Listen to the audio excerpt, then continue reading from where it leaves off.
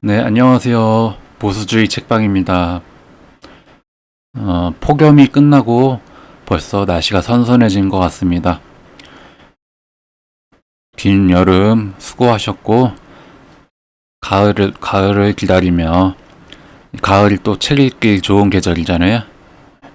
책도 많이 읽으시고, 건강관리도 잘 하시길 바라겠습니다.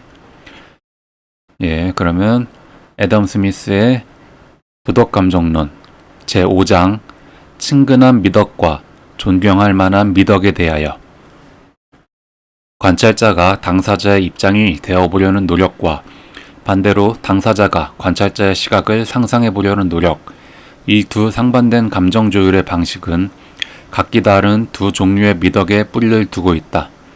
전자는 겸손하고 친절한 인격에서 비롯된 친근한 미덕, 곧 공감의 미덕이고, 후자는 자기 절제와 자기 부정의 능력에서 나온 위엄있고 존경받을 미덕이다. 후자의 미덕은 감정을 인간의 품위, 명예, 절제라는 기준에 맞추어 통제할 수 있는 능력이다. 친근한 미덕을 지닌 사람은 얼마나 따뜻하고 편안하게 다가오는가. 그는 대화 상대의 감정을 세심히 살피고 고통하는 이의 슬픔에 깊이 공감하며 억울한 이의 분노의 마음을 보태고 행운을 맞이한 이의 기쁨에도 진심으로 함께한다. 우리는 친구의 처지를 진심으로 이해할 때 그가 느끼는 감사의 마음에 공감하고 다정한 친구가 건네는 따뜻한 위로에서 함께 위안을 느낀다. 반대로 감정에 둔감하고 공감 능력이 부족한 사람은 얼마나 냉랭하고 불쾌하게 느껴지는가.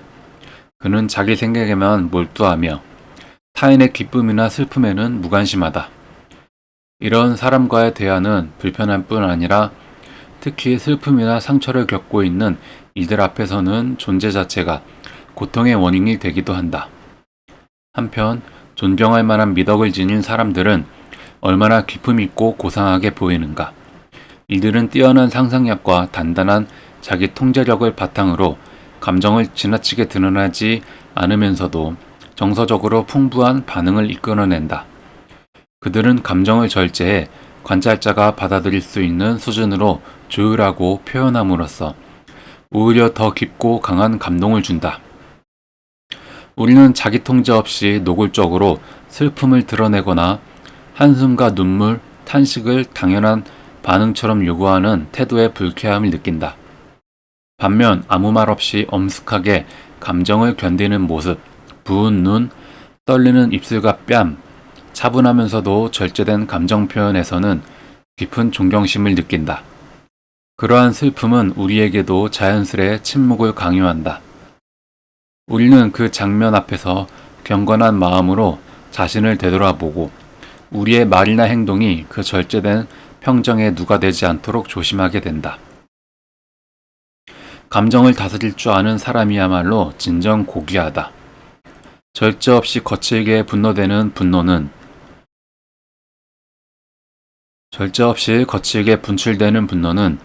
그 속에 깃든 오만함과 잔인함 때문에 인간의 감정 중 가장 혐오스러운 것으로 여겨진다. 그러나 고상하고 관대한 분노의 표현은 오히려 존경의 대상이 된다. 이는 엄청난 피해를 당한 당사자의 맹렬한 경노가 아니라 그 상황을 지켜보고 공정한 관찰자가 품을 법한 절제된 분노를 드러내는 경우다. 이처럼 고결한 마음을 지닌 사람은 자신의 감정이 타인의 객관적 시선에서 벗어나지 않도록 통제한다. 그는 야비한 언사나 격렬한 제스처가 튀어나오지 않도록 자신을 억제하고 심지어 마음속에조차 꼭 필요한 만큼의 복수와 응징만을 떠올린다. 냉정하고 무심한 이들처럼 철저한 보복을 바라는 일은 없다.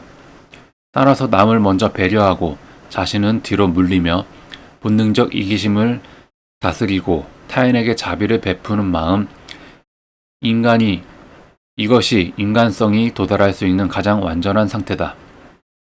이러한 덕성은 인간 사회의 감정과 격정의 조화를 이끌어내며 그 조화로움이 곧 예의이며 우아함이다. 기독교의 대원칙이 네 이웃을 네 몸같이 사랑하라는 것이라면 자연의 위대한 교훈은 그 반대의 표현일 수 있다. 즉 자신을 이웃처럼 사랑하라는 것이다. 결국 요지는 같다. 우리가 이웃을 사랑하듯 이웃 역시 우리를 사랑하게 하라는 의미다. 세련된 취향과 올바른 판단력은 감정의 품격과 이해의 깊이를 보여주는 자질이지만 실제로는 좀처럼 보기 어렵다. 이처럼 감수성과 자기통제 역시 평범함을 넘어서는 탁월함을 지녀야만 진정한 미덕으로 인정받는다. 인간의 소박한 덕성조차 천박한 인물들이 보이는 것과는 비교할 수 없을 만큼 섬세한 감수성을 요구한다.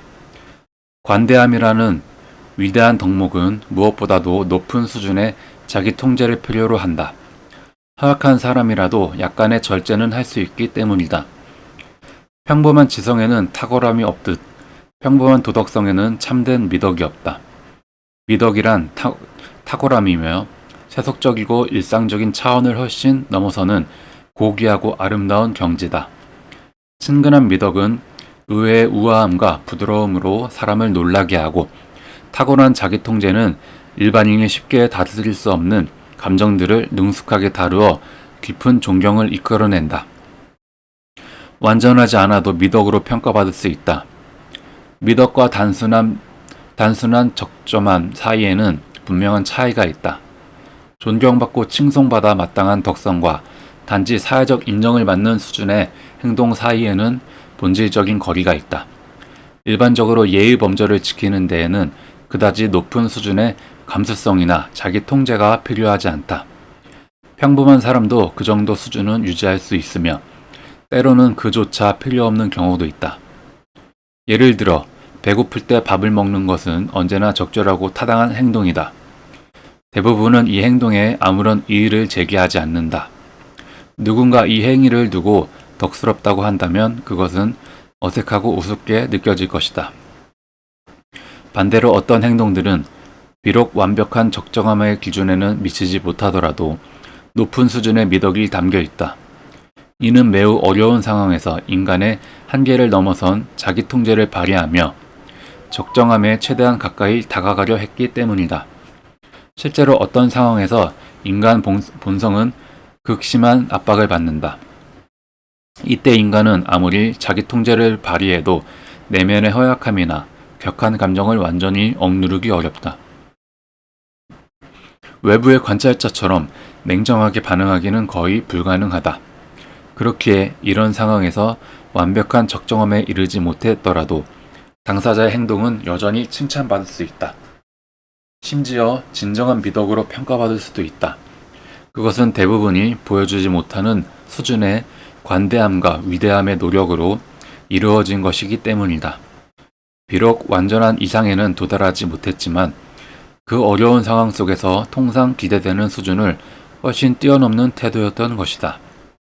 완벽하지 않아도 찬사를 받는 이유.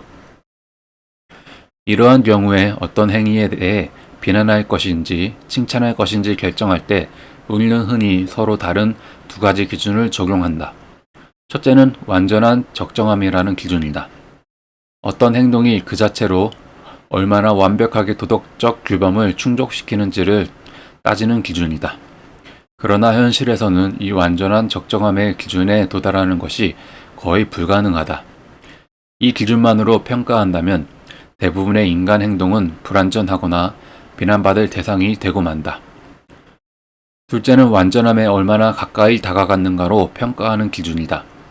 비록 완벽하지는 않더라도 얼마나 그것에 근접했는지를 따지는 관점이다. 이 기준에 따르면 어떤 행동은 완전한 적정함에는 이르지 못했더라도 평균을 뛰어넘는 노력과 절제의 결과로 간주되어 충분히 칭찬을 받을 수 있다. 반대로 그 기준 이하의 행위는 비난을 받는다. 이러한 평가 방식은 예술 작품을 평가할 때도 마찬가지로 적용된다. 예를 들어 비평가나 시나 회화를 평가할 때 절대적 완성도를 기준으로 삼는다면 대부분의 작품은 결점투성이로 보인다. 어떤 작품도 이상적인 완벽함에는 도달하지 못하기 때문이다. 그러나 만약 그 비평가가 동시대 혹은 유사 장르의 평균적 수준을 고려하여 상대적으로 평가한다면 이야기가 달라진다. 같은 부류의 작품 중에서 그 작품이 두드러질 만큼 높은 수준에 도달했다면 그는 그것에 대해 최고의 찬사를 보낼 수 있다. 비록 완벽하진 않더라도 그 분야에서 요구되는 수준을 훨씬 뛰어넘었기 때문이다.